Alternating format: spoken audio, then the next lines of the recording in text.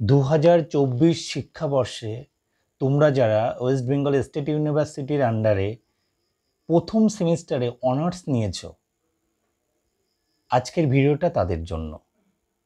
যে যে বিষয়ে অনার্স নেও না কেন, তোমাদের কিন্তু 7টা বিষয় পড়তে হবে।